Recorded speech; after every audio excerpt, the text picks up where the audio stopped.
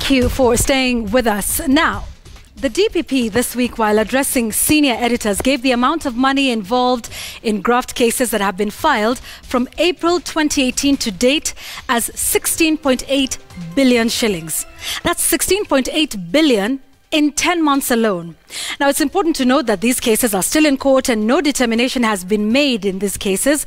But we can break down this mind-boggling figure and tell you what this amount of money can or would have done in Kenya to give you perspective of just how much money we're talking about. So, just what can 16 billion do? Well, it can fund counties. This amount of money is more than what the Nairobi County received as its allocation for this current financial year. Nairobi County got 15.4 billion shillings.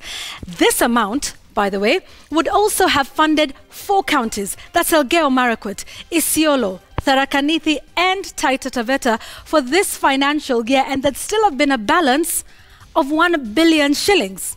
Now, if you take a look at another sector, 16 billion would also have been very helpful in the education sector. Let's take a look at both tertiary and secondary education. Now, an undergraduate student in university would pay about 90,000 shillings. Therefore, 16 billion would pay fees for over 177,000 undergraduate students for a whole year. Now, if you look at secondary education, the government also recommends a maximum fee of 22,244 for day secondary school students. Now, this figure is exclusive of lunch or uniform, and it is per year. What would that 16 billion in hand do? It would pay school fees for a minimum of 719,000 students in secondary school per year.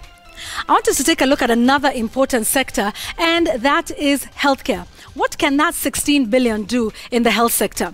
Take a look at this. Makueni County government constructed a maternity hospital over the last 4 financial years at a cost of 135 million. This cost includes both constructing the facility and fully equipping it. So that 16 billion would have given Kenyans 118 such hospitals spread throughout the country. Now, in free primary healthcare, which was allocated about 5.2 billion shillings in this year, this increase was due to a planned expansion of access to primary healthcare services.